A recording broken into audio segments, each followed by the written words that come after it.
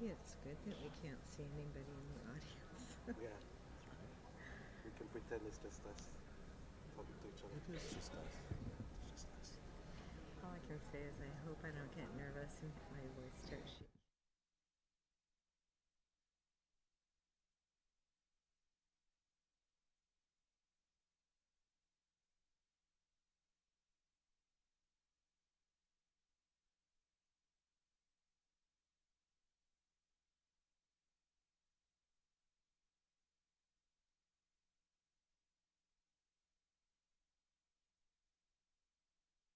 Solo les quería anunciar que tenemos radios en la entrada para las personas que vayan a necesitar interpretación en español. Están disponibles los radios en la entrada. Gracias.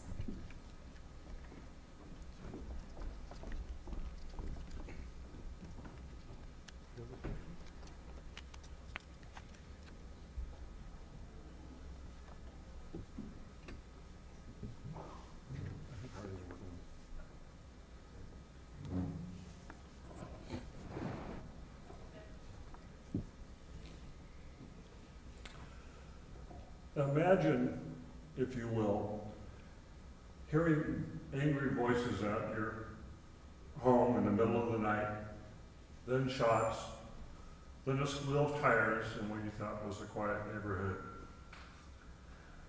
Imagine finding bullet holes in the front wall of your home. Imagine being a mother answering a knock on the door to learn that your 15-year-old son is dead, shot as he sat in a truck. As a community, we have a considerable challenge before us. People are living in fear. People are getting hurt. People are dying. Tonight you will learn about all of this. I'm Les Zeitz, editor of the Salem Reporter, and I'll be your moderator this evening. Before we're done this evening, we encourage each of you to consider raising your hand to help. This will take all of us working together to make a difference. Let me take care of a few housekeeping details and we'll get going. First, we are being broadcast live tonight by our friends from Capital Community Media. A recording of this program will be available in Spanish online later this week. Please, as a courtesy to our panelists and to your fellow people in the audience, mute your telephones. If you want to learn more about our speakers this evening, go to salemreporter.com/speakers. We'll be taking your questions tonight, and this is how we're going to do it. You can write your questions down. We have students from North Salem High School that will be looking for your raised hand if you don't have anything to write with, or if you have a question you want to turn in, and they'll bring them up to our panel, our crew up here. So let's get to work. Joining me tonight are my two colleagues from Salem Reporter, Rachel Alexander, managing editor, and Artisha Tabrizian, our public safety reporter. They'll be handling the questions this evening. And we have an excellent panel to educate us this evening. We have Police Chief Trevor Womack. We have Ken Ramirez, Security Field Coordinator from the Salem-Keizer School District. Troy Gray, Director of the Marion County Juvenile Department.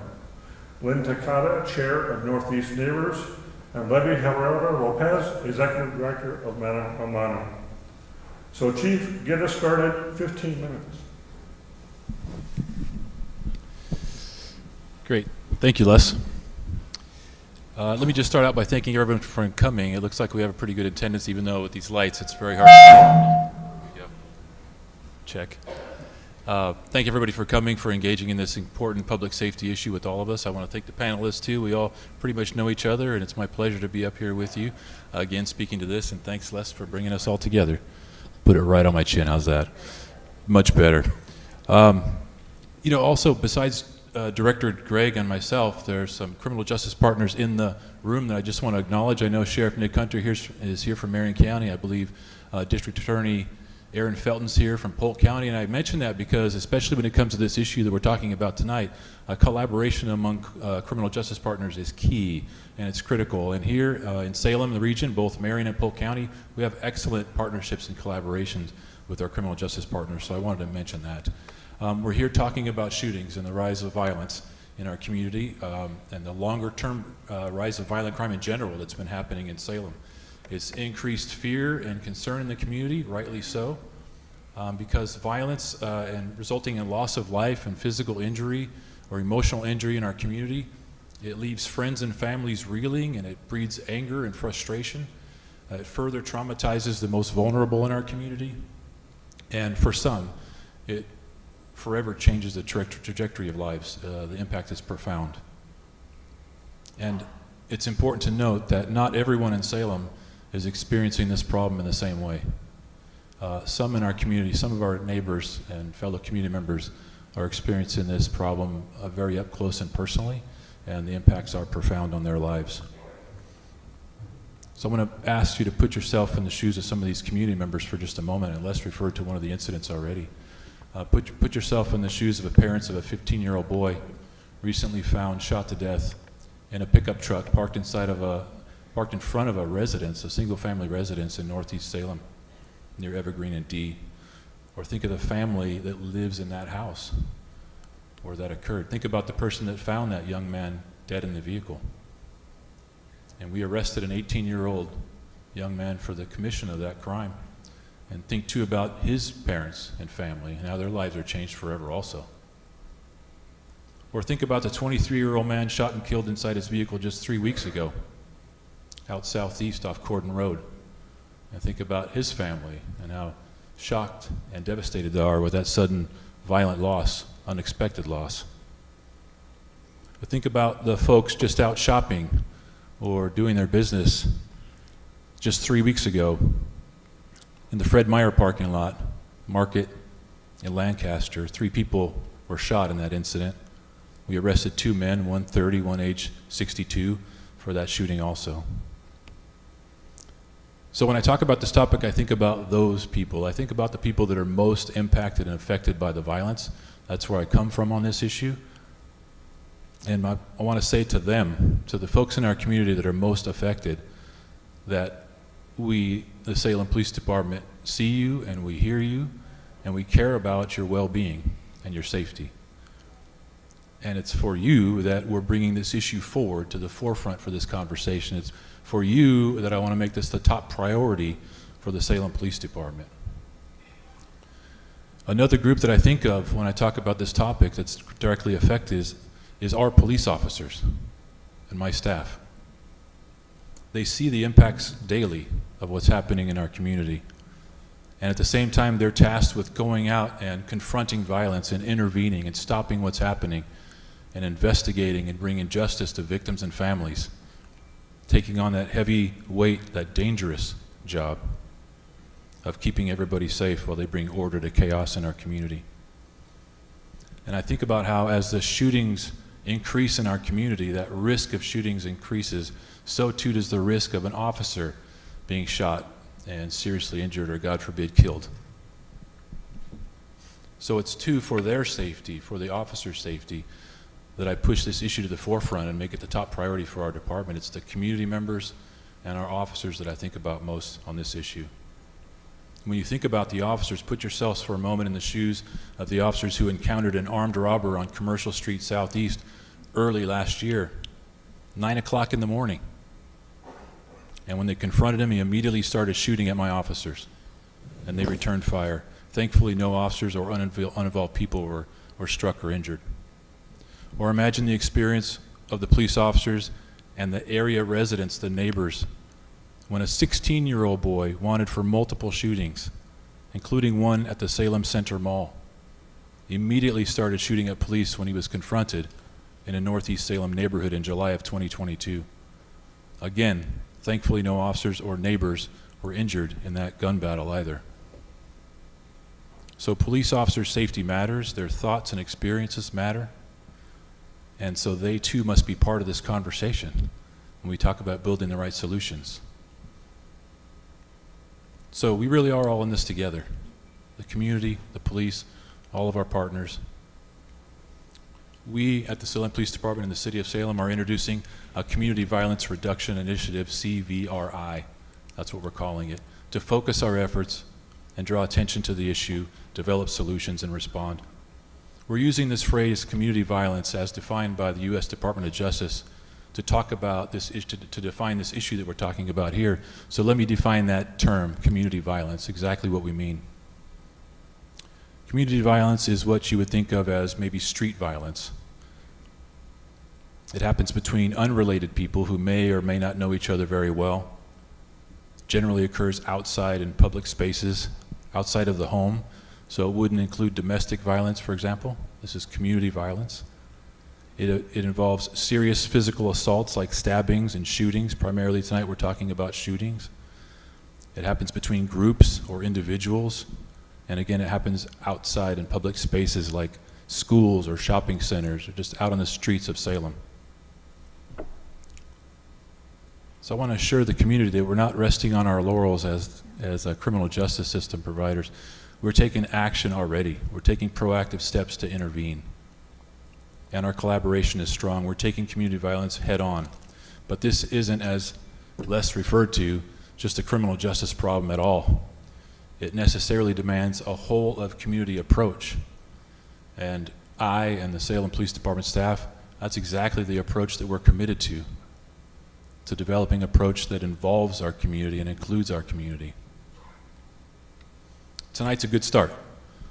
This is one of the first steps to engage in a community conversation, but we're planning much more community engagement. In fact, we're going to have a kickoff for our CVRI on March 6th, the evening of March 6th, 6 p.m., Eastside Community Center out in Northeast Salem. We're going to formally begin to engage our community on how to solve this problem. And we'll have more meetings throughout the year. The purpose will be to increase awareness like we're doing tonight, to gather input from our community members that are most directly affected and impacted, and build the right strategies and build the necessary community capacity to support the efforts. So we talk about strategy development, developing effective strategies. No matter what strategy you're talking about, the first step for a smart strategy is to understand the problem. Understand the problem, which is why we recently had some researchers come in and take a look at 5 years worth of shooting data in Salem. We have to try to understand the contributing factors to our shootings. Who's most affected and involved? Where are they happening? And under what circumstances? So those are the questions that we sought to answer. They developed a gun violence problem analysis report. We have that now. It's available on our transparency portal. And a transparency portal is kind of a fancy name for a website. But the information is there, and we call it that because it's an area on our website where we can be as transparent with our community as possible. So I would encourage everyone to look at that. Even Google it, Salem Police Department Transparency Portal. Find a lot of information there, including this gun violence problem analysis. We also created a 2-page executive summary of that report that's easy to digest and read with the key highlights. And we also have a tab there for our Community Violence Reduction Initiative, where we will continually update that with our next steps and the progress that we're making with this initiative. So I encourage everyone to seek that out. Let's talk then about the data. Let's understand the problem. Let's talk about the results of the study that we did. Stepping back just a moment then, before that though, I want to talk about the long-term trend that we're seeing in Salem. On our transparency portal also, we have a 15-year crime summary. It looks at several types of crime that have been reported in Salem over 15 years. The long-term trends are most important because crime can change from year to year. You don't ever want to just compare how we're doing this year to last year. What's most important is the long-term trends that we're seeing, whether they're going up or down. The outlier in that report is violent crime. This is not a new conversation.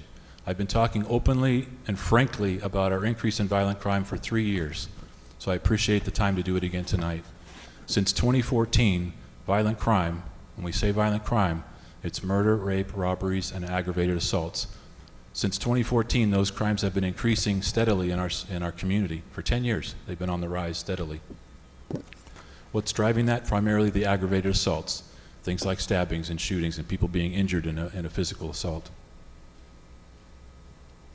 One stat that I'll just quote from that 15-year study regarding those physical assaults, those aggravated assaults, They've gone from about 200 per 100,000 people, so it's a rate. They've gone from 200 in 2013 to well over 350 per 100,000 residents in 2022. That's a 75% increase in aggravated assaults over that 10-year period. But let's talk about the more recent study, the 5-year study that focused in on shootings in Salem since 2018. It confirmed things that we already intuitively knew, but now we have the data and the facts that we can build from. Shootings in Salem, where do they happen? They're concentrated in a very small area in Salem, relatively speaking. It's about 5 square miles of our community. That's only 11% of our community. Sometimes when you think about shootings and violence, it seems overwhelming, like an unmanageable problem. But when you look at the data and you understand it's only happening primarily in 11% of our geographic area, it begins to seem like more of a manageable problem. That's why the data is so important. It also reminds me of what I said before. Your experience and your perspective on violence in Salem has almost everything to do with where you live and work and play in our community. These areas and these residents are the ones that we need to keep top of mind as we develop our response. Who in the community is at most highest risk of a shooting? Who's at most risk of either committing a shooting or being the victim of a shooting? Let's talk about the demographics. Most shooting victims and suspects are young adults, 18 to 34. The vast majority are adults 18 to 34, and the vast majority are men, not surprisingly. 87% of the shootings are men as a victim or a suspect. About half of our shootings are Latino. And I say that because this is about identifying risk. It's not about labeling anyone. It's about identifying risk so that we can respond in the right way. Juvenile involvement is relatively small, but it is on the rise. I mentioned a few incidents earlier that involved juveniles. It's on the increase. But it's about 18% of our shooters and 10% of our victims in these shootings are under 18 juveniles. So the increase is very concerning, but we want to keep in mind that that's less than 20% of our shootings, which means that 80% of our shootings involve young adults. Let's make sure we focus on high-risk young adults and high-risk juveniles when we respond to this situation. The number of very high-risk, half of our shootings involved people affiliated with gangs or groups. Again, this is not about the police labeling young men in our community as gang members. I am hypersensitive and aware of the impacts of doing that. This is about identifying risk so that you can focus resources in the right way to lower the risk, which means save lives. The number of high-risk gang members or groups in Salem is also relatively small. It's estimated that there are fewer than 200 people in our community that are actively associated or affiliated with gangs or groups. That's less than 0.01% of our population. So just like the smaller area of concentration, what seems like an unmanageable problem sometimes starts to look much more manageable if you understand the people that are at highest risk and how you can focus your efforts on that small group of people. And again, I'm not just talking about incarceration, not at all. Being unsheltered also increases your risk of violence in our community. 15% of shootings involved a homeless person, either as a victim or a suspect. It leaned more towards victimization, actually, rather than being an offender when you're unsheltered. So what we know, again, this is about identifying risk. And we're talking about unsheltered people in unmanaged encampments, people living on the streets. That's what I'm referring to when I talk about homeless. The risk is higher of being the victim of a shooting. We're seeing that play out in the data. So these data are extremely important. There's much more detail in the gun violence problem analysis report that I mentioned, so I would encourage people to look at that report and understand the problem. But again, it helps us to see what seems like an unmanageable problem sometimes. It begins to appear more manageable if we focus. You'll hear me talk a lot about focus, because we need to focus our limited resources in ways that achieve big results. And there's no time to waste. These are literally life or death situations for people in our community. And again, I'm not just talking about enforcement here. I'm the one on this table here wearing a gun and a badge and a uniform. But I'm coming at this from the need to build community capacity and to come alongside our criminal justice system partners so that we can work on this problem together. What we know is that we don't have to start from scratch. There's a lot of research and evidence out there about what works. Many cities have taken on this problem before. Salem's taken on this problem before. And there's models to follow that we can draw from and we can tailor specific to our own community needs. We want to be evidence-based, research-based about how we approach this problem. So what we know, wrapping it up right now, Les, you're about to cut me off. You got the big hook? In the most simplest sense, what you need to have is you need to have a two-pronged approach. You need a very strong criminal justice system collaboration in place that's focused on high-risk areas and high-risk people in the right ways. Limiting the use of enforcement as much as possible, but focusing to lower risk in those areas and with those people. And you need the same thing on the community-based side. You need to identify your stakeholders and your service providers, lift them up, increase capacity, and have them focused on lowering risk in these areas and with these people. And when you can get both of those strategies going at the same time, the results are exponentially greater. They're so much better and greater than the sum of the individual parts. That's where you get the exponential results. So that's what we're after here in Salem, and that's what we're committed to pursue. Thank you. Okay, thank you, Chief. And for those of you who are interested, the department has some of this material on the table out front, so you're welcome to help yourself to that as you leave this evening. Okay, next, Ken Ramirez, Salem Kaiser School District. Hey, thank you all for being here. I'm going to be talking more from the school district's perspective, or my perspective working in the school district and with the younger age groups. I'm not really out in the community with the adults and that kind of stuff and talking about gun violence. I want to bring a perspective from another angle. I feel it is imperative that we foster these open discussions within the community about all the impacts that gun violence does have. Oh, sorry. And what the potential solutions may be. I believe, just like Officer said right here, that we've took that first step by gathering here today for this first community event to have these hard discussions. I do see a rise, we do see a rise in our schools with some violence, with fights, weapons, things of that nature. But one thing I want to make certain is that these are kids. Like, they're going through things. Not all these kids have someone to talk to, someone that understands the situations that they're going through, maybe similar life experiences. So I think we all need to take a look when we're talking about youth in the schools and make sure we're remembering that they're kids. They're not monsters. They're kids. They need guidance. They need help. They need support. I think that's crucial in anything we're going to do. We got to find a way to completely educate all of the community and then completely educate the kids on what the potential of gun violence can bring to not only them, their family, their friends, and other avenues. We got to find a way to help them understand conflict resolution without resorting to violence. I think that's a big key. I think we got to put a lot more mentors in place in front of these kids, give them more resources, more people, again, that understand what they've been through and talk to. A lot of the kids that I'm meeting with, they're scared themselves.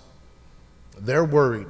They're doing things out of character because of things that are going on in the community that they're seeing or hearing.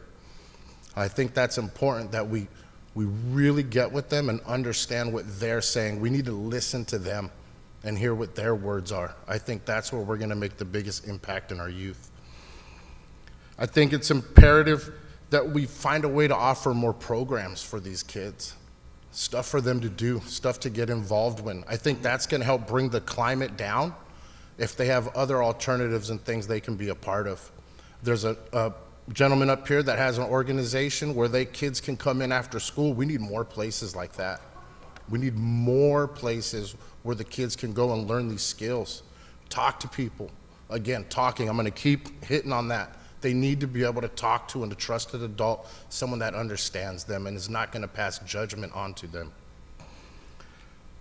I really don't have a lot as far as data or anything like that to present to you. My main thing is that, again, speaking from our perspective, they're kids, and we got to keep giving them support and helping them and looking out for them the best way. Regardless if they get in trouble, end up in the criminal justice system, any of that kind of stuff, we still need to stand by them and help guide them to get through that. I wouldn't be sitting here if people judged me and casted me out when I was getting in trouble as a kid. My first experience of high school, and I want to talk about this, is I had a friend shot at school the first day of high school. So I understand the impact that that brings into the community, into all the families. I don't want to see none of these kids going through stuff that I had to go through where I moved from. So that's what I do, and I really want to get with these kids and keep helping them know that there are a lot of people, and there's people I know in this room that really care about a lot of kids and trying to help them out. So if there's anything I can do, anything we can do as a team, we're going to do it to help the future.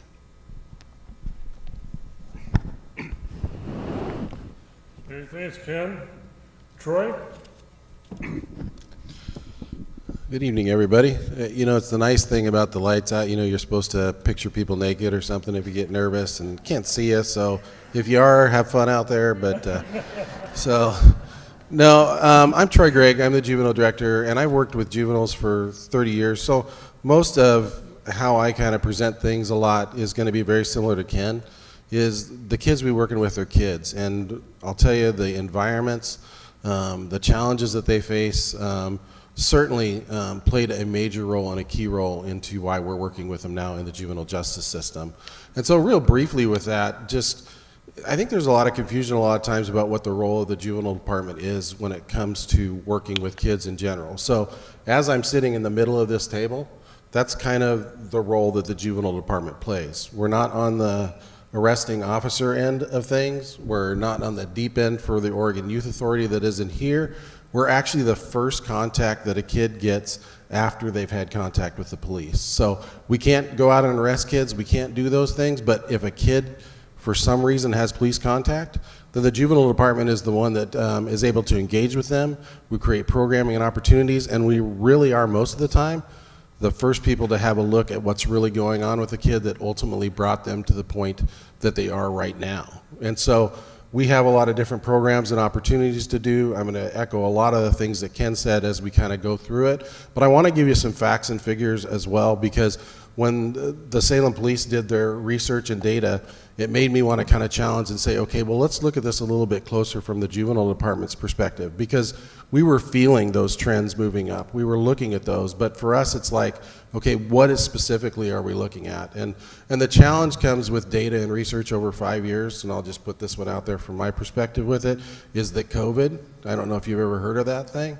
but it really just kind of messed up a whole lot of data and research and a lot of different things. And when it came to criminal justice, the numbers just dropped a lot. And so with some of the things with the violence and the actions and everything like that, what we have found over the last several years is a rise back to those numbers that we were seeing pre-COVID. And so a lot of the stuff are really similar. However, there's 3 key areas for us in the juvenile department that we're seeing, and that's a rise in homicide referrals related, robbery, and weapons. Those are the 3 things that have spiked up pretty dramatically for us, and it's concerning because ultimately when it comes down to is we're seeing also a trend in younger and younger youth.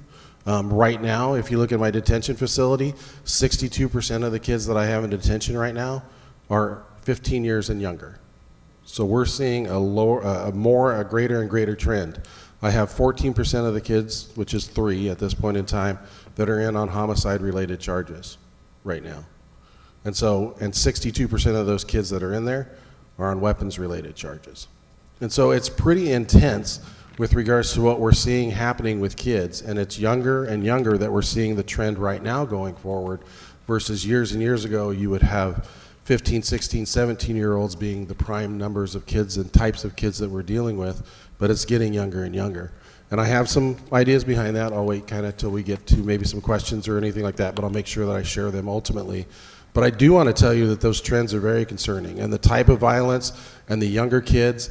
And the other aspect is that over the last 5 years, I did a trend this morning, when it comes to firearms-related offenses with kids, it's doubled, almost tripled, with the number of kids that are getting access to firearms in the community, and they're being picked up on weapons-related charges. Whether they're actually using them or not at that point in time, they're not necessarily doing that. Some of them are saying they're using it for protection, but that leads to the next step, and that's what we've been seeing when it comes to a lot of these violent crimes.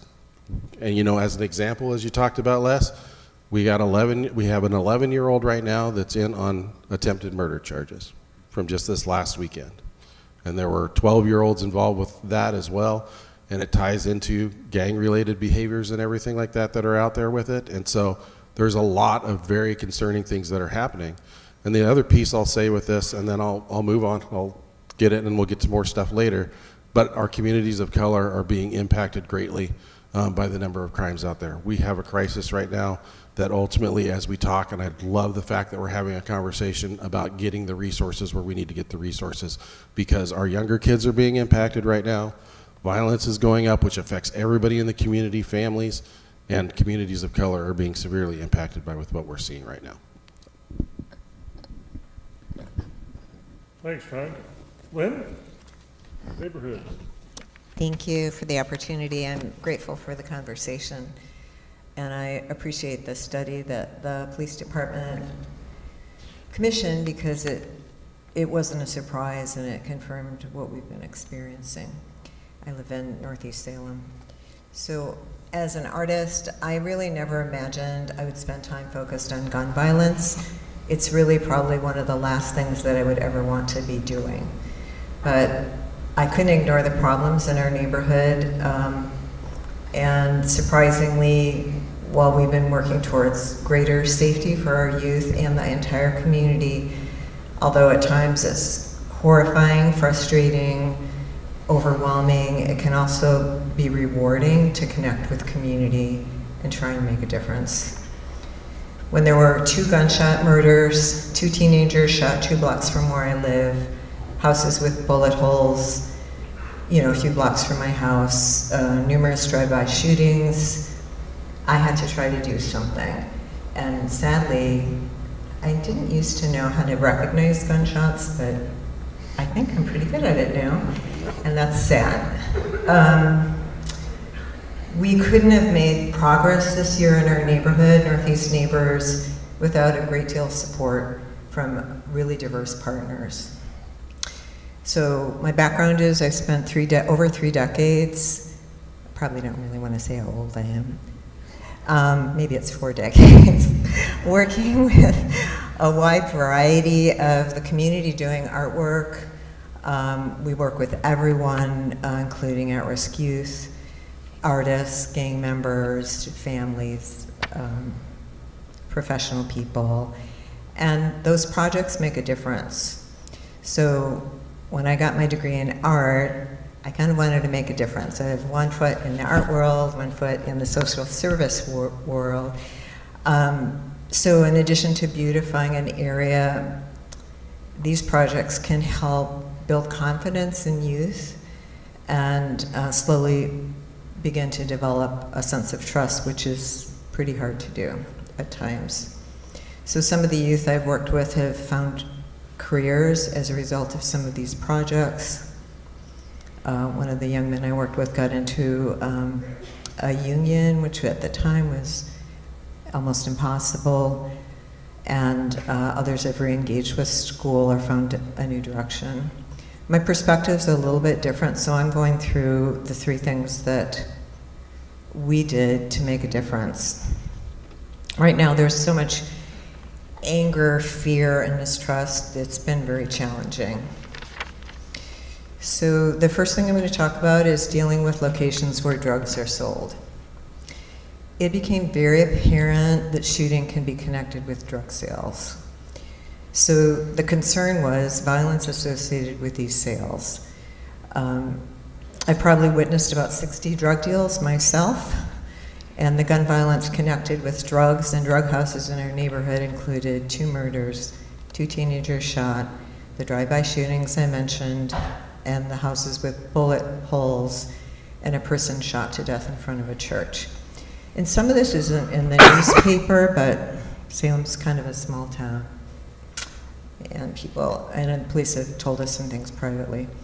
So what we've done is a kind of a passive, non-confrontal approach that's been effective in public areas. We found in the park when people are present that drug deals stop. So all the activities we're doing in the park, the events, working gardening, bringing people into the park, When the dealers are there and there's people there, they leave and hopefully move on to a different location. Some of the suspected drug houses also had other concerns for our neighbors. Drugs on the sidewalk, fentanyl, meth, needles, where youth are walking, going to programs. Domestic violence, stolen vehicles, gang graffiti, prostitution, trash, human waste. It's just, so children growing up are witnessing this, and they're observing some of these things that are happening, and that's one of the things that mobilized me to start working. It was very upsetting to learn of the overdose death of my neighbor, who lives across the street. Sometimes it just feels really devastating, and I just felt completely powerless. But we reached out to the residents of the suspected drug houses without much success, but we found it very helpful to develop a relationship with the police department, and they've done a lot of supportive things for us, including the bike police or the community action unit, the CAU team. They have an approach with knock and talk strategy, and they have done welfare checks on one of the women that our neighbors was an owner of one of the drug houses. She'd been in the house for 30 years, and I heard probably 6 complaints worrying about her physical safety, and the police went and talked to her and offered her services. So we're grateful for those approaches, and that's why I think partnering with the police has been very helpful. Frustrations with the police department, sorry, Chief Womack. The Salem Police Department office didn't have officers to help us when neighbors needed help. They didn't get help, which kind of it broke trust with the neighbors.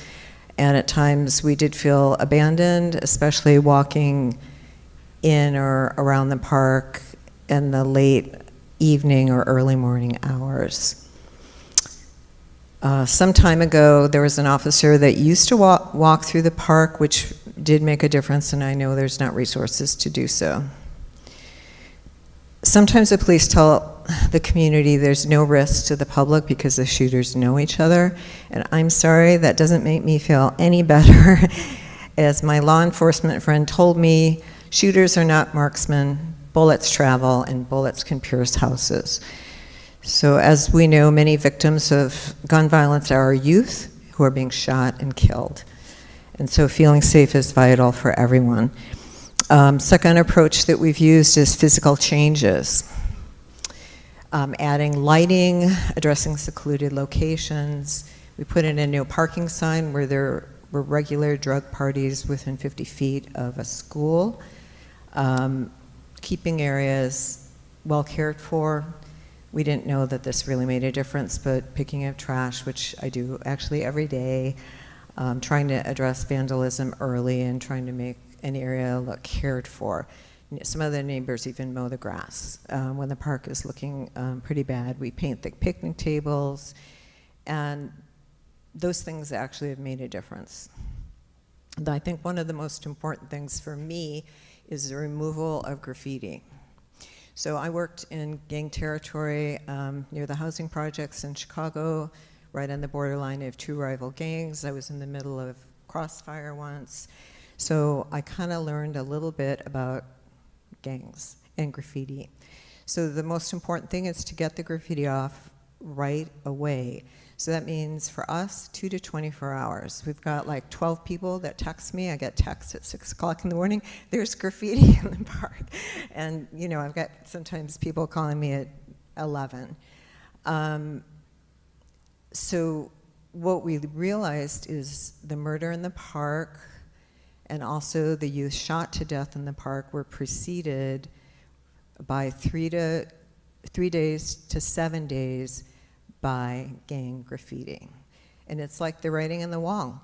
If you can understand it, it's like a sign that something is going to happen, because there's people that are having some kind of a disagreement, people crossing out other people's tags, So I've unfortunately had to educate myself about some of those. Our neighbors work together. I've talked to them about getting graffiti off their private property. And so now if there is any tags on private property, it's gone right away. And it's made a difference for us. I do want to say there's a lot of different kinds of graffiti. So there's artistic graffiti, kids just putting their names out there. There's political graffiti, inspiring graffiti, and gang graffiti. But what we're seeing is 90% of the tags are gang graffiti. So we've seen some really horrific hate graffiti targeting minorities and others. This is very threatening and damaging to the well-being of our community. Talking about killing certain, the N-word, swastikas, homophobic messaging.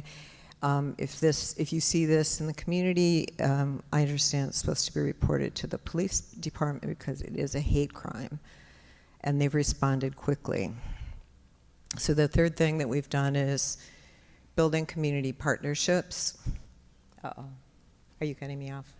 You're getting close. Okay, I'm gonna go really fast. So listening to neighbors, I'm almost done, paying attention.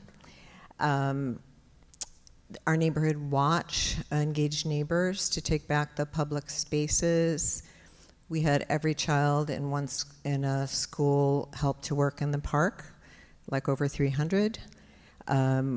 We partner with youth, schools, churches, businesses, neighbors, and we're trying to work toward the neighborhood being a welcoming and accepting community, while at times we have to discuss the issue of racial profiling. We encourage stewardship and a sense of ownership. So when shooters are firing guns in broad daylight within 50 feet of children, we need the police. We also need resources and support for our youth that are struggling. Let's weave together resources and fill in the empty spaces to address gun violence and inequity. There's mistrust, but hopefully we can find a way to work together towards making our city, Salem, which means peace, a safer place for everyone. Thank you, Lynn. Levy, you're on. Thank you. Yeah, so I want to touch on briefly on my organization. For those of you who don't know, Mano a Mano Family Center. I'm the executive director. I have been with Mano a Mano for about 25 years. But Mano a Mano is the oldest Latino-led community-based organization in the Salem-Kaiser area. We were established in 1988, and we work to reduce toxic stress and promote resilience, and we believe doing this will free up people to work on making the community a better place to live. Our organization has been operating various positive youth development programs since about the mid-90s, including the Loose Youth Organization and the Youth Empowerment Program. And since then, we have helped hundreds, if not thousands, of young people to stay on a path of graduation, stable employment, and healthy lives, including stepping away from gang lifestyles. So I want to talk about what the situation is that we're experiencing right now, but I also want to give a little bit of context, and if I may, a little bit of reaction to the report that inspired this conversation. So, in my expert opinion, the most likely gang members in our area are right now men with facial hair who are Christians. So in case you didn't hear me, they're men with facial hair who are Christians. And so in my expert opinion, I think we should put our heads together and come up with a strategy to watch them really closely. And when they step out of line, because they will do so, we lock them up and throw away the key. And if that sounded bigoted, ridiculous, or bonkers, then good, we're on the same page, because it should be. But the reality is that if I take you back to 1990, experts in Salem told the community that young Latino men with certain styles of facial hair who were Catholic and who sometimes spoke Spanish were actually likely gang members. This actually happened because I know people that were impacted by this. And rather than object, it was an opinion that was largely accepted. And I say that with confidence because I remember the voices were far and few between who actually spoke up and said, no, that's probably not the right thing. We must be missing some kind of information on this. And what it led to was zero tolerance policies, both in school and in the community, up to and including Measure 11. And in the recent analysis that came out, I see some shades and echoes of really the 90s. So if I'm someone who's just browsing the summaries, I think I could easily walk away with the idea that Latino juveniles involved in gangs living in Northeast Salem are driving gun violence. And the recommendations that the report does largely focus on this. But at the same time, the report says that nearly 80% of the incidents actually involve adult males, not juveniles. And that nearly 80% of the incidents are not gang related. And I may be misreading some of the information, but at least that's what I saw. And that personal disputes tend to be the number one cause of gun violence. As an aside, I want to mention that there is a huge difference between gang-related and gang member involved. Those are two huge differences. For instance, graffiti can be gang-related, but a street cleanup event could be gang member involved. So two different situations, two different impacts, two different conditions, but terms that sound similar but don't really mean the same thing. I feel that as a community, we have to decide what it is that we want as an outcome. Do we want youth who go on to have healthy lives, or do we want fewer incidents of gun violence? Maybe we want both, but definitely if we focus on the former, we'll also get the latter. And it can definitely include violence reduction and suppression techniques. But in my personal opinion, such a strategy cannot be led by law enforcement. Law enforcement needs to be a part of it, but it cannot be led by law enforcement. But if we only focus on reducing the number of gun violence incidents, that will not net youth who have successful lives. So a lot of what I see in the work that we do with Mano a Mano are youth who are not engaged in school, not engaged in work or in the community with their families and with themselves. And I know that these youth are not only Latinos. They come from all different backgrounds, including Black, Pacific Islander, white, and others.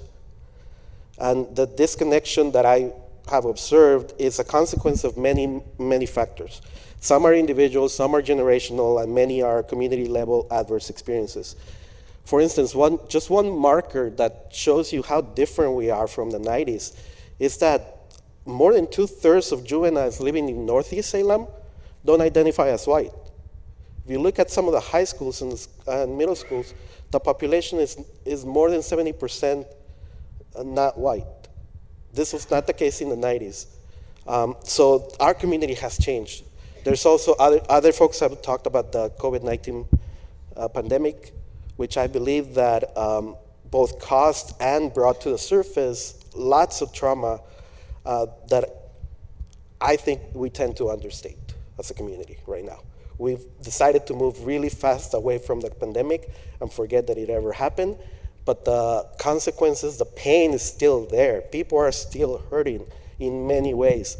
And for many of us, it's just the pandemic is done, it's over, now we're back to how things were, which were not that great for a lot of people, by the way.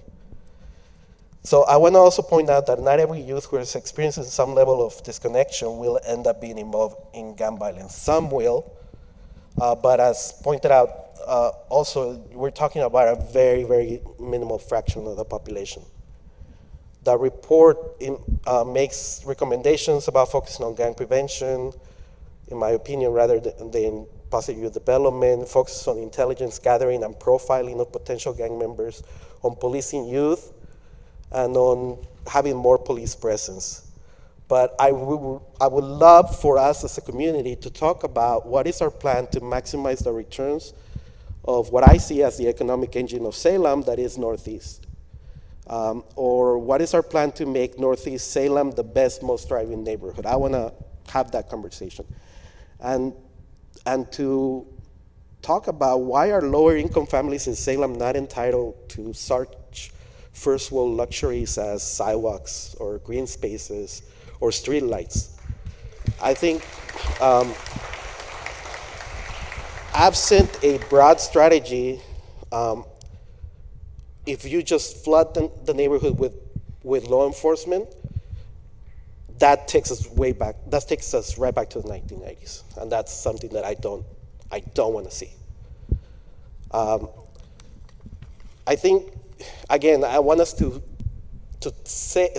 say what our focus is going to be, because, for instance, for me, there's one gang that was not mentioned in the report.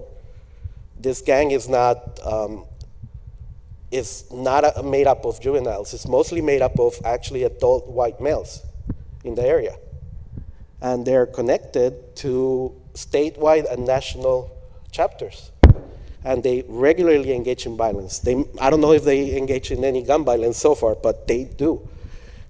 In fact, I'm so concerned with them, I can't even tell you what their name is, because that would definitely put a target on me. But they have a chapter in Salem, and a lot of the white community in Salem and the surrounding area embraces them openly. And they strut around town with their colors, with their flags. They carry various types of weapons, including guns, and they are not mentioned in this report. And frankly, I probably already said too much about them, so maybe they already know I'm talking about them. But my point is, like, again, what is it that we're being focused on? What kind of violence, what kind of activity are we focusing on? And I guess I'll just end with this, that there's the obvious fact that, or question, where are juveniles getting guns from? Why are we not talking about that? There's got to be a reason for that.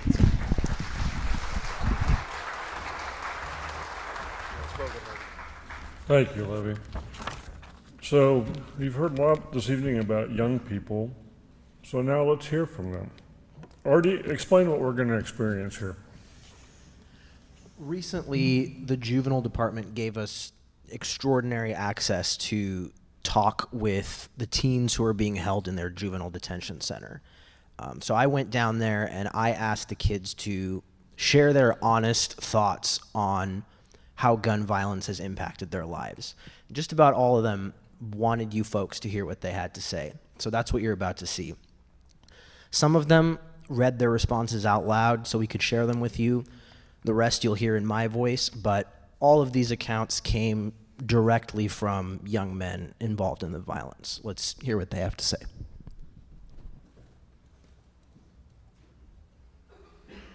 What impact has gun violence had on my life? When I was only 14, my best friend shot himself while he was home alone. I showed up to hang out and found him on the floor of his room. He took his own life, and I still wonder where he got the gun from.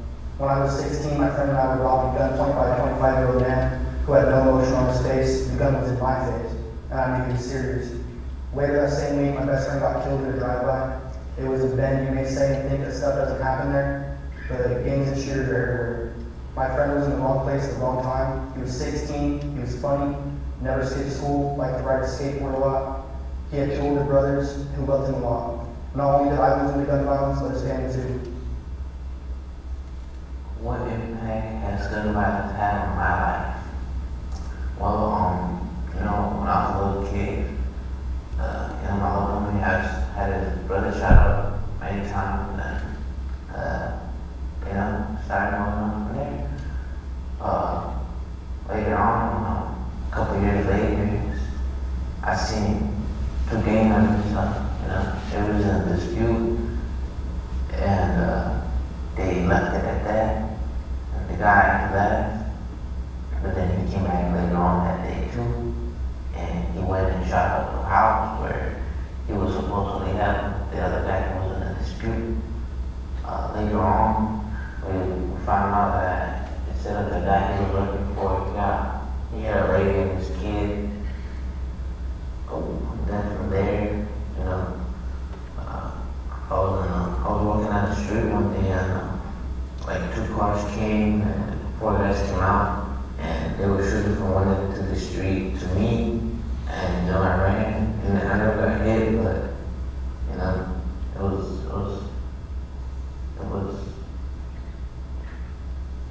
hard to deal with, you know. Later that day I went to a party and somebody had found out that I was there, and I don't know how, but I had left that party, and I don't know where I just hear like a couple of branches go out, like, you know, pop. And I had closed the same street to see what was going on, and you know, that's when I called my son friend, you know, he got shot, you know, and you know, that's where it kind of messed with me, because I had a good relationship with that kid. I mean, we had done a lot of things together. He had lost his mom recently too. Sometimes you go outside and you feel like you're safe. Like, you know, you go outside and you're walking behind your back, or, you know, it's pretty hard. You know, sometimes I just imagine to myself that I'm probably gonna make it to 21, or become father, or, you know, like, am I gonna be able to see myself sometimes? Am I gonna be able to raise that kid that's later than me? If he's gonna have a better life than me, or a different future, a different outcome. When I was 13 years old, my homie and I were walking to a Halloween party. As we were walking, 3 big high schoolers walked up to us and started to press my homie and were flashing their gun. We just kept walking. At the party, they kept talking, my homie kept instigating. We left to go to my homie's house. It was pitch black. The same guys drove by and started firing shots at me and my homie. My homie got shot. He started screaming. I tried to go back for him, but they kept chasing and shooting me. I got grazed on the leg, but got away. My homie passed away from the shot. Not only did I lose a homie, but his family lost him. Always on the run from violence. My homie got shot, and I also lost a homie who chose the gang life and ended up losing his life. I've been shot 2 times, and I shot back, and one of my homies died from gun violence, and I went to where my ops stay at and shot at them. I don't know a real impact, but all I know is nowadays it feels like you need a gun, you need a vest to go outside. Some of it is obviously because I'm part of a gang, but it's to the point where we be pressing everyone we see because we need to be active. But it's impacted my life because I've seen stuff I never could unsee and shouldn't have seen at the age of 14, no lie. Recently, I've had allegedly the car I was in getting shot at, and one of the people that was right next to me got hit in the head. So at that point, I couldn't do shit, but no, damn, he's already dead, his blood is on me, and I couldn't unsee this.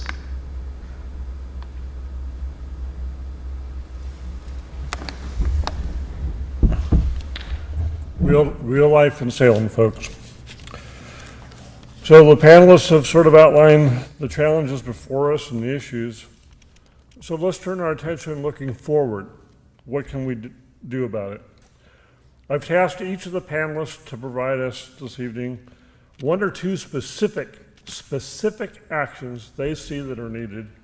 And I've also asked them to provide 1 thing that you, any citizen, can do. They've got 5 minutes to sell their wares to you. Levy, we'll start with you. Thank you. So I'll touch on the last point that I mentioned. I think one action that as a community we need to take on is figuring out a way to get guns out of the hands of juveniles. They're likely getting it from adults around them, so we need to figure that out. And I don't have a specific plan, but I think it's been missing in the conversation that I've heard so far. Another action that I think our community really needs to consider is fully funding community-based, culturally specific programs that are working on positive and youth development and strengthening families approaches, and to do so for long periods of time. These are organizations that are working with Black, Pacific Islander, Latino youth that are experiencing these issues and that are doing the work. And this is not a thing that can be worked on over 12 months or so. It needs long-term work. And the one thing that I think people could do, but it also has levels of where public decision makers and other folks need to be involved, is we need to paint a lot of murals around town. In my experience, murals don't tend to get tagged, and especially if you do it in the areas where there's a lot of activity. You can do it in a way where you engage the community, and not only will it make our town more beautiful, but it will also, I think, drastically reduce that gang-related graffiti. Okay, so let me follow up on that, Levy. So on the mural idea, so does that take artists? Does it take money? Does it take someone donating paint? What would make that happen that people here could do? It takes all of that at the individual level, like say just neighbors getting together, trying to figure out an image that represents the community and figuring out ways for youth in those neighborhoods to get involved. But there may need to be some policy work because I think there are some ordinances that might get in the way. So that's where decision makers in this town can really help us, and I'm sure there are foundations or donors that could help with getting money to do that. Okay, thanks. Lynn, ideas? 1, 2, 3. Thank you. So, as I mentioned before, I think removing graffiti is a really effective strategy, and the graffiti kind of emphasizes which group is in charge of which territory, and when you have graffiti on top of graffiti, it's kind of like a sign to fight. So I think removing the graffiti and the ownership of our public places is easy and important. And just to follow up on what Levi said, I think community-based artwork can really make a difference. I've spent my life doing that and agreed that I know our Salem Public Art Commission is trying to move towards making these things easier. There's a lot of cities that don't require easements and public hearings and that kind of thing to do a mural. So I believe that needs to be changed. And then in terms of things that people can do, I would say engage. Like if you have connections with a church, you know, try to offer programs. If you have skills that you can share, whether it's music or art or sports. I think there's a variety of locations where their programs can happen. Salem doesn't have enough gathering places or enough community centers. Thank you. Well, Lynn, a question for you. In your imagination, do you think everybody sitting here tonight could do something? You know, there's, like I said, people are angry, they're mistrustful. COVID has impacted things, so I think there's a big reluctance. I think everyone has the capacity to make a difference, though. Thank you. Troy. Well, I'll start by saying is don't give me money. Juvenile department doesn't need the resources to solve this problem. We have a lot of great programs and stuff that we do with kids that are already coming into the system, but that's not where the money needs to be focused. Levy's hit it on the head for me, a lot of stuff. We need to get resources into the hands of the communities that need all the things that they're lacking. It needs to be an equitable shoot across the board with regards to this. And that's honestly, the biggest point is everything you said, community centers, put money into those areas, get the resources into where kids need those resources and being able to connect and be able to connect with their culture, being able to connect with their community, and having that view where they can look forward and be excited about this. I'll also say on the other aspect is I understand and I appreciate the youth heavy side of this panel being the juvenile director with it, but we know that this problem with gun violence specifically, youth violence with regards to it is a small piece and portion of that. So there's other pieces around that. The thing I'll say is I'll give a great shout out to the city of Woodburn, who has done a lot of work in creating a navigator for kids that are in their middle school area. They've hired somebody on board to connect with that community, because what happens a lot of times is families don't understand the resources that are available out to them and they don't know how to get to them. And so being able to have a navigator that can connect with families and be able to show them the way and actually walk them through the process to be able to get those resources, that's a big factor for me to saying that that would help a lot with regards to the Salem community and getting people to navigate all the different red tapes and areas that are out there. The thing I'll say as a community standpoint, we live in the state capitol. This needs to be a legislative issue. This needs to be a larger issue with regards to Oregon State as a whole. And we need to, like I said, invest in our communities and get the resources where they're needed. So as a member of the community, speak to your legislators, speak loudly about what's needed out there. Okay, so they speak to their representative or senator, what should they be telling them? What should they be asking to help Salem? Well, I think for me, it's ultimately coming down and saying invest in your communities. Stop creating, sorry, I'm going to get on a political box. I'll get myself in trouble. I'll cut you off. Yeah. Stop investing and creating laws and different things like that don't ultimately have the impact of what we need, and focus on what is need. And that's getting the resources to the communities so that they can reach those that need the resources. And I just don't see us doing that.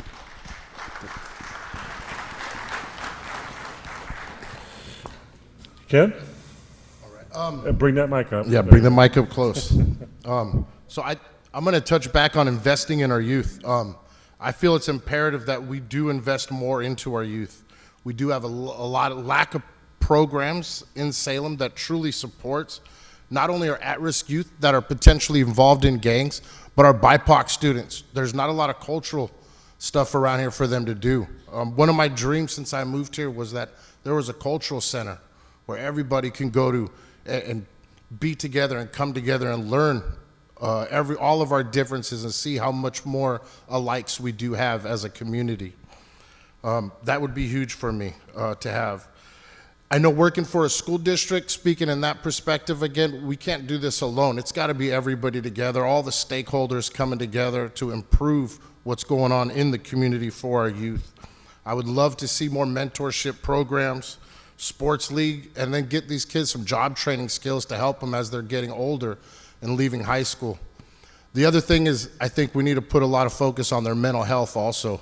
One of the biggest things I've been a part of recently, and I'm proud to say I've been working with two brilliant minds, Sonny and Christina, that have been putting community groups together specifically for our students that are in gangs, that have said and they want support, they want to talk.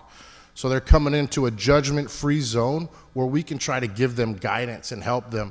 I think we need more programs like that going on where the kids can come in and talk about things and not feel judged and be able to be heard. I think that's the biggest thing, is making sure they know they're getting heard.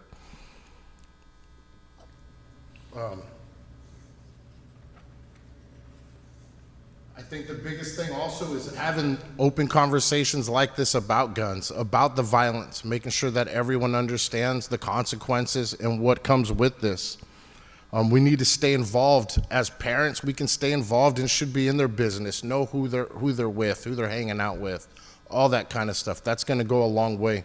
Give interest into the child. Make sure you're seeing where they're coming from and knowing. I think those are just some first steps we can take to help mitigate some of these issues. Thanks. Trevor? All right, Les, I know you're going to press me on a specific example, but first thing I want to say is philosophically, I think we have to talk about our approach to developing solutions, and I wanted to mention that. I kind of touched on it before, is how do we develop the right solutions? And I kind of agree with things that Levy was saying. We're not the police department of the 1990s. There should not be just a flooding of a neighborhood with police, like dropping a hammer to try to solve this problem. That's not at all what I believe in or recommend. And so more of the philosophy or the approach should be listening to the people in the community most affected. There's a quote or a phrase that I've heard before, and I won't be remembered who to attribute it to, I'm sorry. But the people closest to the pain are also closest to the solutions. And I believe that in the sense that we come in with power and influence and resources and expertise. Frankly, I've been doing this for 32 plus years. I do know a few things about stopping shootings, and I bring that expertise to the table. But if I'm going to completely miss the boat, if I'm not listening to the very people like we heard right here on the screen that are actually impacted, who understands better what the needs are and how to solve the solution than the folks that are in it, much more than me. They have a completely different life experience than I ever had, for sure. And so we need to be very intentional, the folks with the power and the money and the resources, about engaging the folks that are disadvantaged, that are being affected in these communities, and listening and using our expertise along with their input to develop the right solution. So that's the philosophical approach we need to take. No matter what we're talking about, we need to be thinking about doing that and listening to the right people. So for me, it's focus, focus, focus. So when I say focus on the highest risk areas and focus on the highest risk people based on the data is screaming at us. The data screams at you, we need attention. It tells you where to focus. So that's what I mean, in the right ways. So we do that in a way that is the least intrusive as possible. By intrusive, I mean like arresting people and taking them away from their families. That's intrusive. Sometimes that has to happen. If someone picks up a gun in our community and shoots someone, we will find you and we will arrest you and we will hold you accountable, and the criminal justice system will fairly prosecute you and hold you accountable. That's what we do. But there's a lot of other people associated with that person that also are at high risk and need attention, and they don't need a law enforcement hammer. They need some community-based interventions, and that's what we need to build up here in Salem. So for me, specific what community members can do is what you're doing right now. Begin to educate yourself on the problem. Look at the data. Again, it's screaming for attention in certain areas. Look at the data, educate, inform yourself. Attend the workshops that we're going to have coming up. Again, the first one on March 6th, so you can educate yourself. Provide your input. Whatever your perspective is, provide your input on what you think is the right solution and what we should do, so we can listen to that and apply it. And then once you begin, you've educated yourself a bit and you've provided your input, support what you think works as you see it being developed. You do that with your dollars and your votes and your voice, right? Support what needs to happen, what you think the priority is and where we should invest. Like we've said here, you do that through your elected leaders also. Vote, with your vote. Support the philosophical approaches that you believe in and invest in the communities where the resources are needed. We talk a lot about equity. For me, there is no bigger problem for communities of color in our community than life or death, being victims of crime. And so we need to divert or redirect or create new resources towards that problem so we can reduce that in the right ways. Okay, so you folks are all experts in government and politics and nonprofits. Many of these folks are not. They go to work every day doing their living. How do they connect? Who do they go home and call tomorrow morning to do any of the things? So help folks here. How do they connect? I think that, and again, I know you're pushing me on specifics here, but the best thing, in my opinion, that we could do would be to show up at a meeting and give your voice, and let us start to build a community inventory. Have the stakeholders show up and arrive and say, here's what I bring to the table. I have some tools or resources. Let's create a community inventory for the rest of this year through this community process, and then let's create a stakeholder group based off of that can actually begin to develop that community strategy that we need. In the meantime, I'll work with the resources that I control. The sheriff's here, the DA's here. We are already doing the work. We will apply ourselves in the right ways to focus in the right ways on this problem, and let's have the community develop that through I would say, through showing up and creating that community inventory so we can build that strategy together. Okay. How do you think people ought to plug in? How can they plug in? I agree. I think we need to have more community discussions. And I think that, again, I'm going to go back to the kids. We need to bring more kids in to have these discussions as well. They need to be a part of it. There's a lot of kids I see in this audience, and it makes me happy that you guys are here. We need more. We need more voices to be heard and then to explain that we can do this collaboratively all together. Okay. Troy?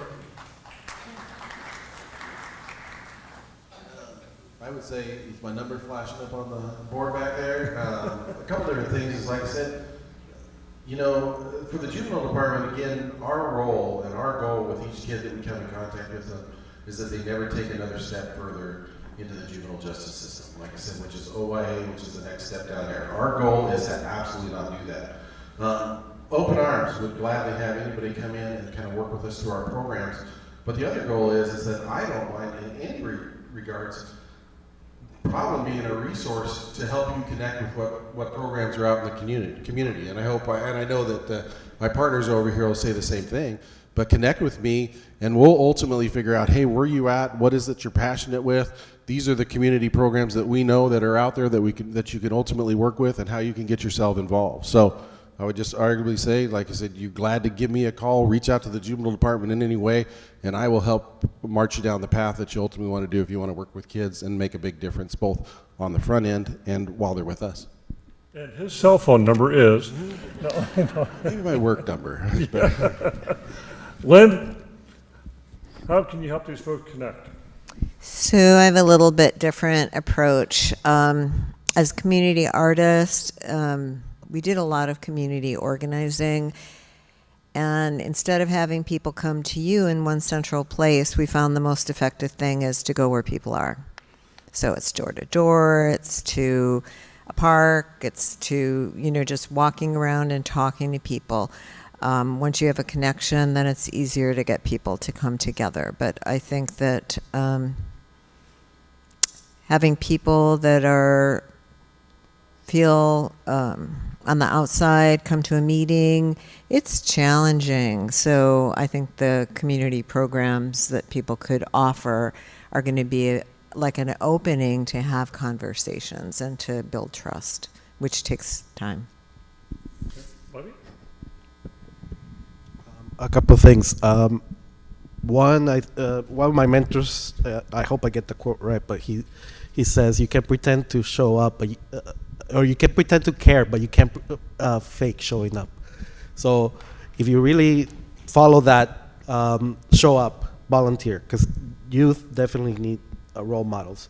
And also show up to conversations. And by conversations, I mean real conversations. This is a great forum, but it's not a conversation where we're hearing from the community. And so we need a lot of those groups getting together in different neighborhoods where people are at, talking to each other and figuring out what is it that we need. So a lot of these conversations, and then from that get together the community priorities. And so we need to make sure that when we elect people, when we vote, when we talk to legislators, we're letting them know that we want resources to go for public safety, for well-being of youth. What is it that we want, and not just make an assumption. And I just, one last thing that I'll say is, usually because this is not my first rodeo, whenever these conversations happen, community-based organizations get approached and flooded with requests of people that are wanting to get involved, and people say, well, we want you to tell us what you're doing. And the resources that come along with those requests are zero. And what that does is put a lot of stress on organizations that are often like family and neighborhood operations. And so that's why I'm emphasizing that if you want to support the communities that know the solutions, you gotta make that investment. All right, now we're going to make the panel earn its living tonight. We're going to go to your questions. Just a reminder that we have students from North Salem High School who can bring you a card and pen or pencil. If you already have questions, just hold them up and we'll run them up here. And with that, I'm going to turn it over to Rachel and Artie to put the panelists through their paces. All right, thank you all. I'm going to start with the question that we've gotten about 15 variations of since this thing started, which is, how do we get guns out of the hands of people who are going to use them to kill each other? I think sending that to the chief and then Troy, if you want to weigh in on the juvenile side. Well, what I'm hearing too is we want to use law enforcement as little as possible for this problem so we don't have negative outcomes. And so we need to think of how do we get hands out of juveniles without law enforcement taking the steps that we usually take. What I'm hearing from my detectives and my staff about where these guns are coming from, especially when it comes to some of the youth that we heard about here on the screen, they were gang involved and they've been involved in shootings, is the guns are just exchanging hands between groups, and originally they're coming mostly from straw purchases. That means when an adult, asks, like a man asks his girlfriend to buy, who can't buy a gun legally, asks his girlfriend to buy the gun instead and gives it to him. That's a straw purchase. That's where a lot of these guns are coming from. So they're being purchased legally, in an unlawful way actually, and being handed off. And then once they're in the hands of youth, they're actually out in society being exchanged quite often. The tools that we have, the ballistic connection type tools that we're using now will connect shootings based on ballistics evidence, and so it'll show us connections, and we're seeing it. Centralized pretty much in a region of from Washington, Vancouver area down through Portland and into Salem area, Woodburn. We'll see these connections with different shootings that have happened with the same gun. So a lot of times the gun is exchanging hands in different areas as well. Troy? Thanks. I don't know that I can speak to that aspect of things, but for me, I think it comes more philosophical. A majority of the youth that we work with that end up getting picked up with guns on them is because they're scared or they're fearful or they feel like they need it for their safety. And so I think the goal that ultimately we need to do with regards to that is how do we make those youth feel safe? How do we get those youth connected into ways that they don't feel like they're forced into a situation where they have to carry a weapon? And whether they ever intend to use it or not, if you have a gun in your hand, you increase your risk to being out in their community and feeling like you're forced or reacting to that thing. So for me, it ultimately comes about community safety, and I think it digs into deeper in everything that we're having those conversations with the communities and understanding what it is that's getting in the way, and then finding the resources to be able to get there and make a difference. Let's maybe take it a step further from that. So, Ken, I'll start with you. How can teachers and families identify warning signs and act on them before kids become involved in violence?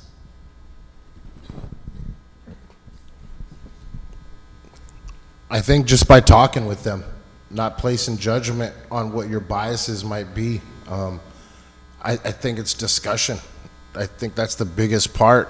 I don't know how to deter all kids from going down that route or whatever, but I think you start with discussion, seeing what they're going through, seeing, like you said, we have kids that are scared out there, finding out what they're scared of, what's going on in their lives that's bothering them, and really hearing them. I think with the kids I'm working with, that's the same thing I'm hearing. They're scared, they're worried about someone else coming from an older person in their early 20s, late 18, 19, coming through the neighborhood and coming after them.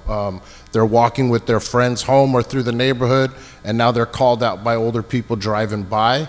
The climate's different than I'm used to as far as the streets. There's not a lot of, I don't even know how to say it. There's not a, gotta be careful with this one. There's not a lot of influence from older people, from what I've seen around here, that were involved in gangs or that are involved in gangs, to trying to give the youngsters the right way to do things and the wrong way to do things in a street sense. So it's almost chaotic out there with our youth that are in gangs. And talking with them, they'll tell you the same thing. They're very open about it. They're just going to go do things right away, whereas before there was rules and certain things in place, and there's just not that structure. So we're seeing with the youth we're talking to and working with that they don't have that from the older people that were in the gangs, and they're more youth-led. So we know that's a different frontal cortex and a lot of different things going on there, and I think that's contributing to a lot of it also. And Troy, you talked about the goal for your agency. So ultimately, how do we keep kids coming out of the juvenile justice system from returning to the lifestyle that brought them there? If I could bottle that 3 minutes and figure it or out. Easy question, thanks. It ultimately comes down to is, again, making sure that the kids, the best thing that we're able to do when we get kids into the system, and like I said, I'd rather not them be in our system in the first place, but we're able to get to know and understand the kids, understand the families, understand the resources that they have and what they don't have, and ultimately create environments for them, whether it's through our alternative programs where they're getting work skills or doing different things like that, or whether they're doing cognitive, or whether they're getting a break, getting counseling, drug and alcohol treatment, whatever it is for those kids, is getting them the resources ultimately they need so that they can then make the decision as they take the next step forward to be successful ultimately in their lives. And again, this should all happen before it ever gets to us. And that's the biggest challenge, is like we've got to get those resources on the front end versus where it gets to us. But with the kids that we have, the work that we do, the work that we want to do, is ultimately give them skills, abilities, trades, opportunities to get out there and get connected and find the resources that they need. And like I said, if it's a family work, family counseling, individual work, getting all those resources into them and getting them as many opportunities as we can before their time with us is done. Levy, you want to take a shot at that? Remind me the question, please. How do we keep kids coming out of the juvenile justice system from returning to the lifestyle that brought them there? So definitely support what Troy said, but I think another aspect of that is that there's some research has found that youth of color tend to stay longer in the system, in the juvenile justice system. So the goal is actually to get them out of that system as quickly as possible. So get them that support that's going to prevent them from committing crimes or from engaging in antisocial behavior, but out of the juvenile department in community-based settings. That has the highest impact in diverting them. And again, many youth in our community are making mistakes, but a mistake shouldn't define their life forever. And so a lot of these youth end up being in places where they don't see help, and we really need to get that support around them. Once, unfortunately, what many youth that we work with have voiced is that feeling of helplessness and being shunned almost once they get into that, as the criminal, as the no good kids, as trouble kids. And that is something that we also need to change.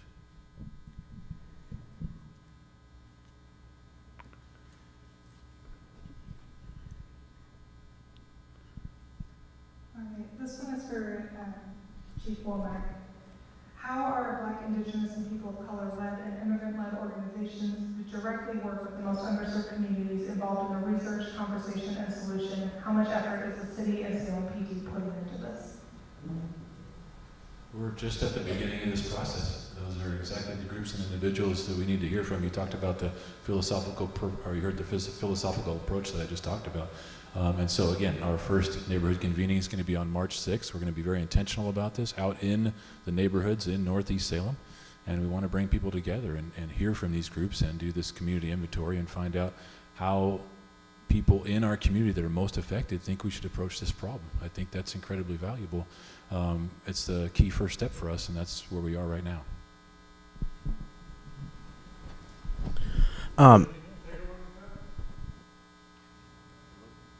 What? Sorry. Could you repeat the question, please? Sorry. How are Black, Indigenous, and people of color and immigrant-led organizations that directly work with the most underserved communities involved in the research, conversation, and solution? And how much effort is the city and Salem PD putting into this? I think the city is, in Salem, we do not have support for community organizations or community-led programs. I think that there's a real deficit there, and we don't have spaces for people in terms of Black and Indigenous people know the leadership of a lot of the programs needs to change. And I'm not sure where the funding is going to come from, to support the spaces, because if there's not safe places for people to go, you can't have leadership.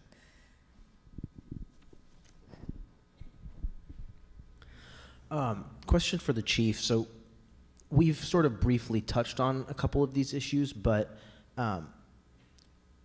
why is violent crime rising? What are the reasons that make it different in 2024 than in 2018?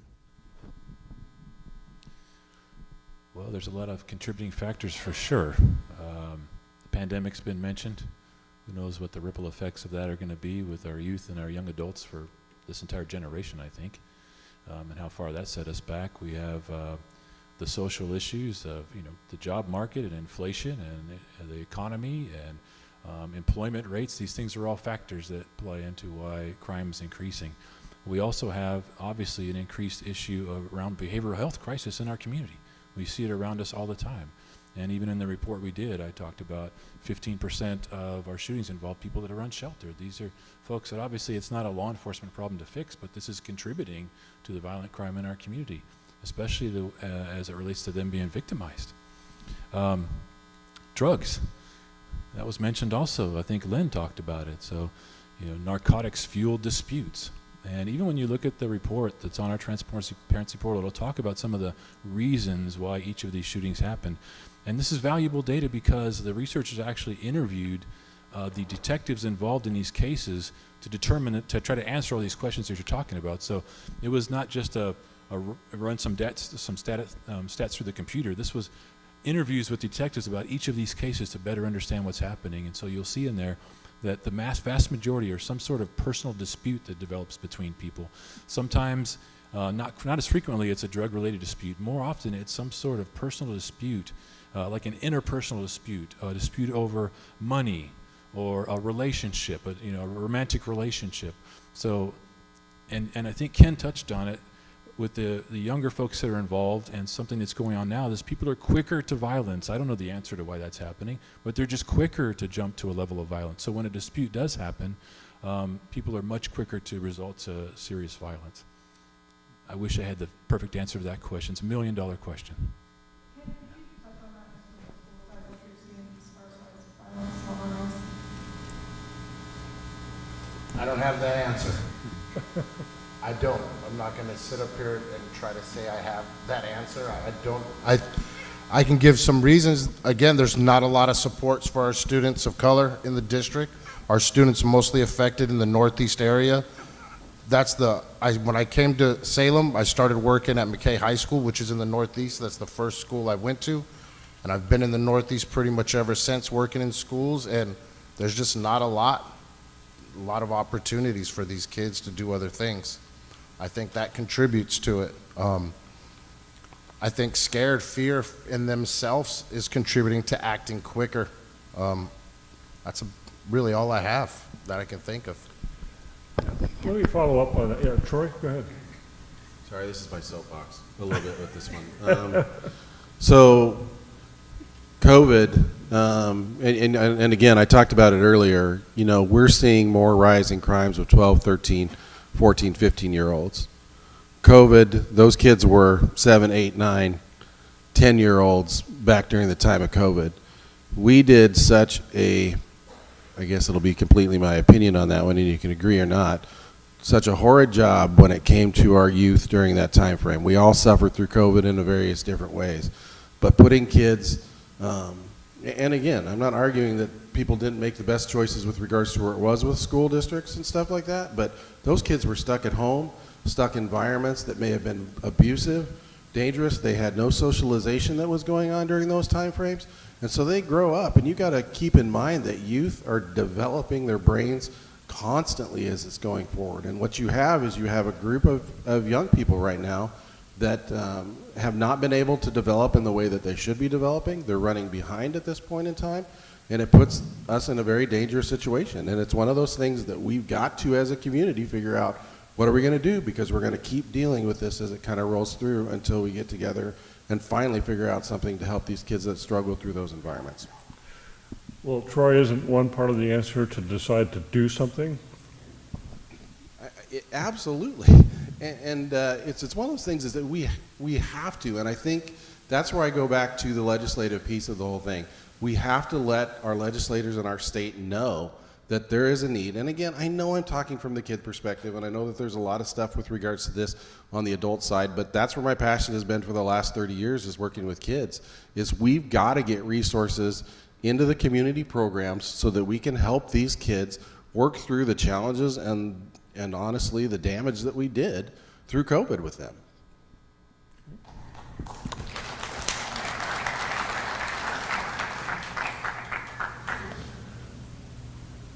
How can we support this work as a mother of a family? Where can I go to help, and how can I support it? Lovey, you want to try it? Definitely. We have many needs as a community, but I'm always baffled by how few people are involved. Whether it's in school board elections where we get less than 30% of people showing up, or when we're talking about revenues and other things like that. So showing up at meetings, going and getting involved in neighborhood associations, looking for opportunities to connect with community organizations. I think those are things that can be done, and that can be done individually. We need to make sure that as a community, again,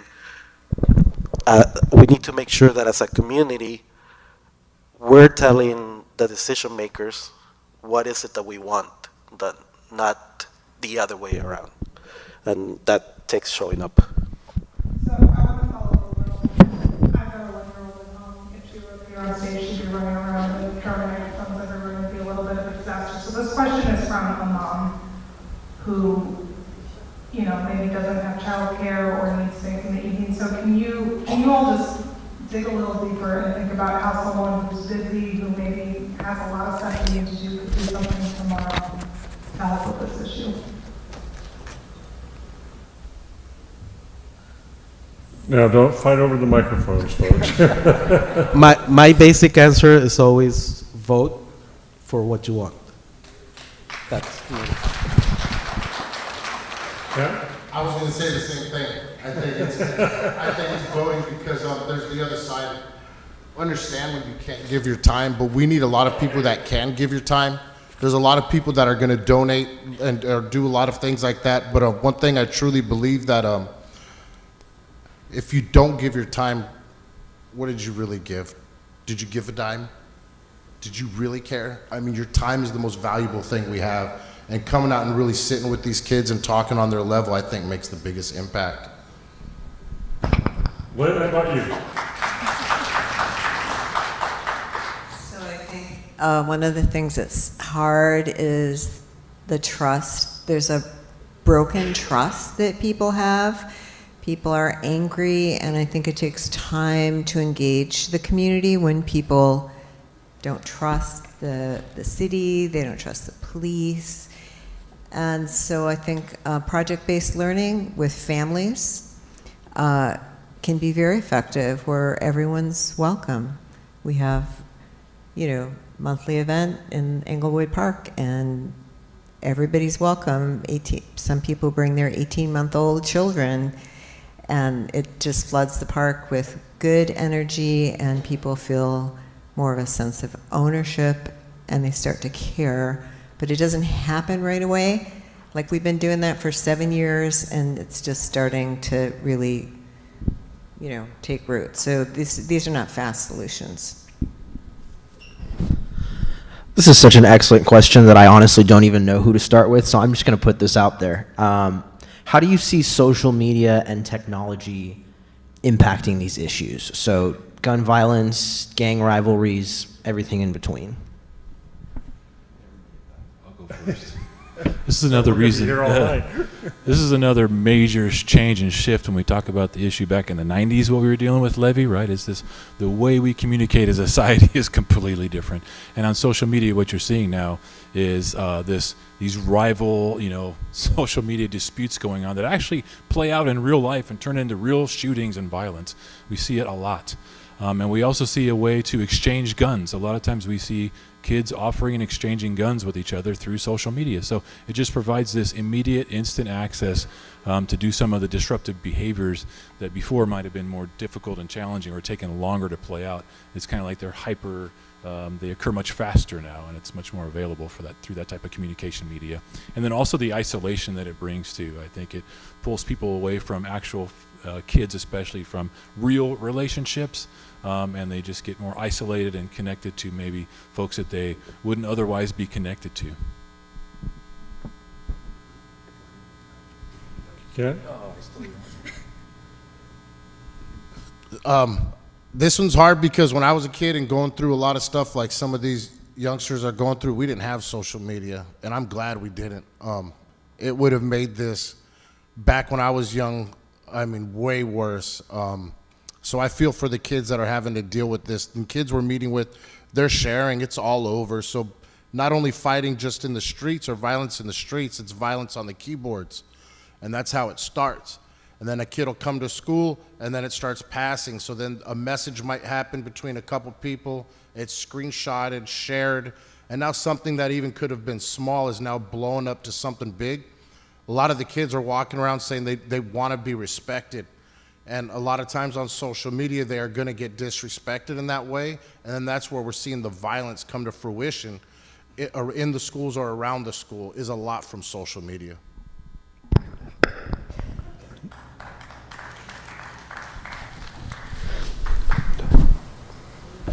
If drugs are a major factor in inciting gun violence, what resources do we have in Salem for drug treatment?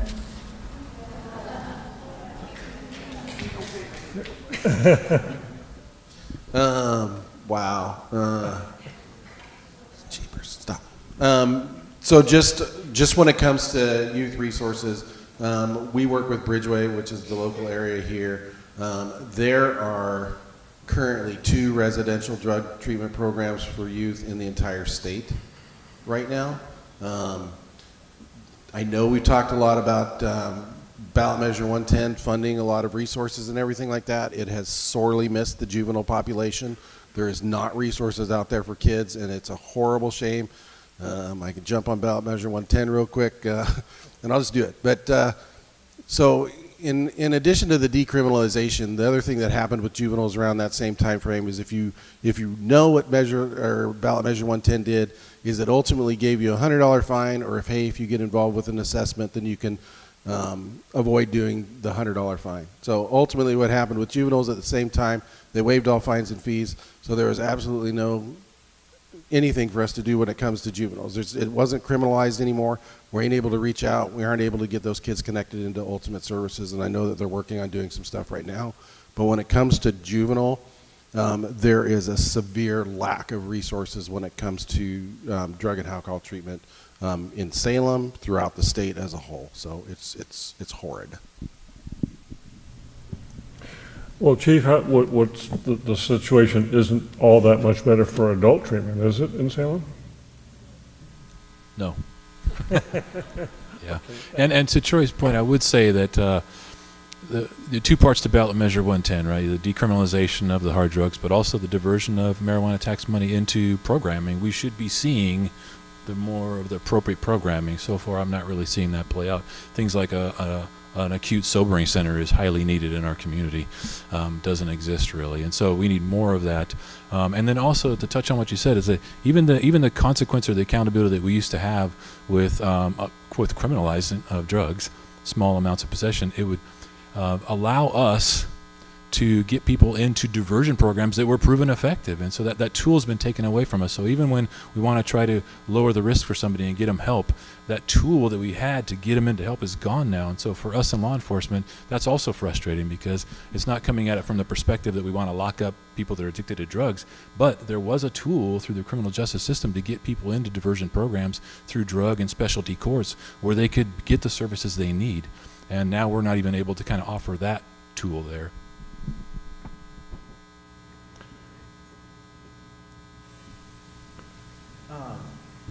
Chief Womack, do you expect that addressing the gun violence issue is going to require an expansion of the police budget?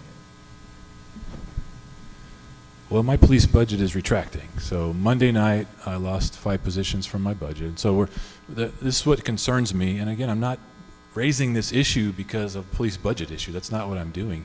And in fact, I'll just make the note that a lot of the reason we're here today having this conversation is because we initiated a gun violence problem analysis. I mean, honestly, the Salem Police Department initiated a gun violence problem. No one was having this conversation until we put the data before everybody and we started having this conversation. So I just want everyone to know that my intention for doing that was to try to address the problem and to hear and see and listen to the voices in the community that are most affected. That's what I'm reacting to. And we should do this in the right way. So I would say, what the question again? Let me make sure I answer the question specifically. Do you expect that addressing the gun violence issue will require an expansion of the I think we need more police in general, not just for this issue, but because for 3 years I've been talking open and honestly about this, and we have assessments that show that we are way understaffed. It's not just the chief of police saying I need more police officers. We've had outside independent assessments saying that we're understaffed as an agency. And what's necessarily happening now with the rise in violence is that we're pulling away from some of the other things that we should be doing because we're being pulled into violent crime, which is much more labor intensive of a thing to address. And we're being completely reactive. When you're responding to a homicide, it's too late. Now we're doing great investigations. We have almost 100% clearance rate. We're very good at solving cases and holding people accountable for violent crime, but that's a reactive mode. And without some additional police staffing, we're not going to be able to do anything proactive to try to intervene and prevent these incidents from happening. So that's what concerns me. So yes, do I think I could use some more resources to help address this problem? Absolutely.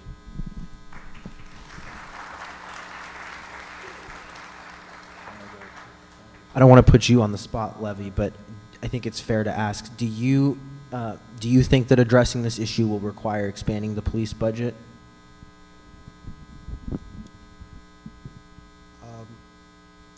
To be honest, I don't know. Because for me, it starts with what do we as a community want our police department to actually do? So it may be that for the job that we want them to do, they need a bigger budget.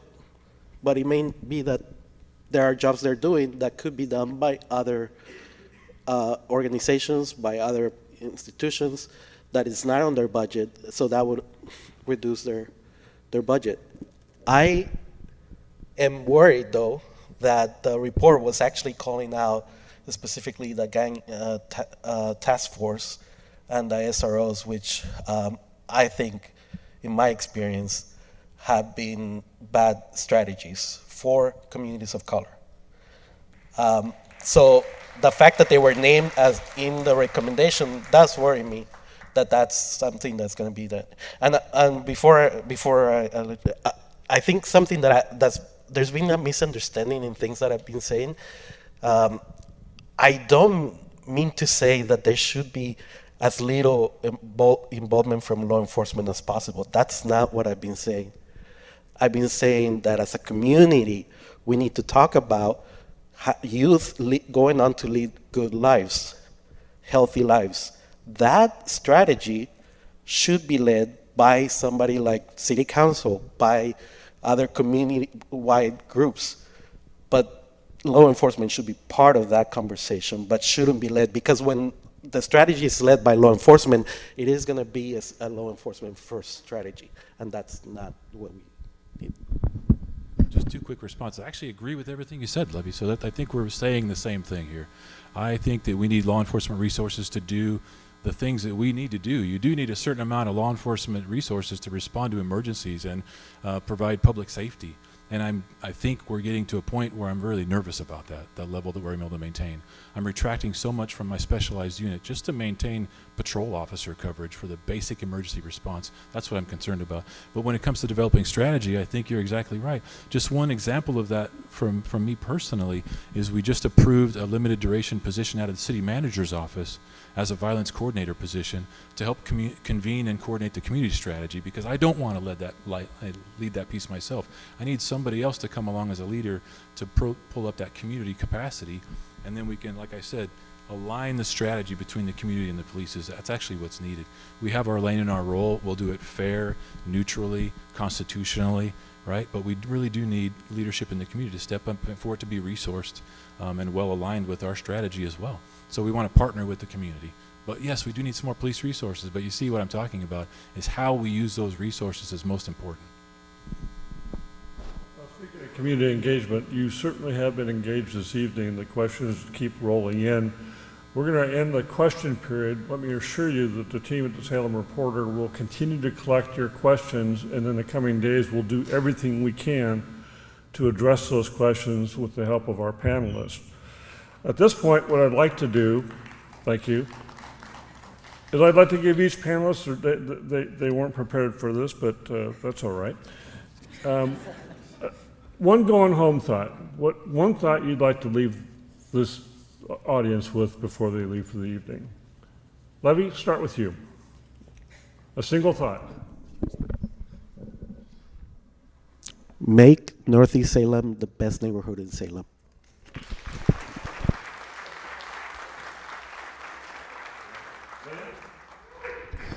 I would encourage everyone to reach out and connect with your neighbors.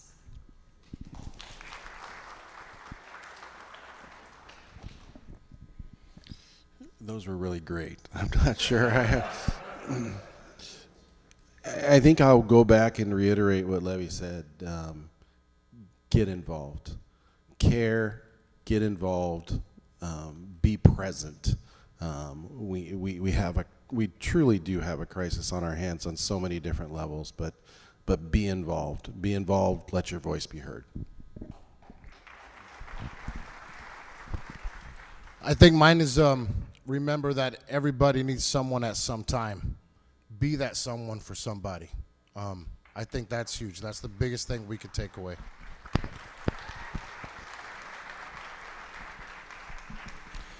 I think we covered a lot tonight. The one area that we didn't really touch on, so I just want to mention now, is the fact that the majority of the shootings that we're talking about involve adults, young adults, 18 to 34.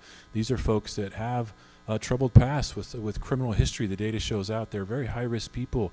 They need job opportunities and interventions that are effective for them. I think there's a gap for that in our community. How do we have outreach and intervention for young men in our community, not just juveniles, but young men that are struggling? I think that's a huge need in our community.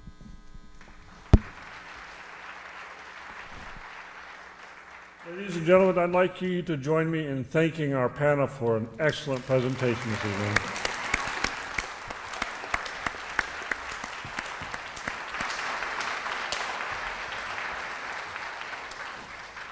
We have covered a lot of ground tonight. As the panelists have told you time and again, this is a start for this community. Please don't think that this is for someone else to solve. 100 people taking just one action gets us 100 steps forward towards a safer Salem. That's progress, and you can do it. With that, we thank you for your attention and bid you a good evening.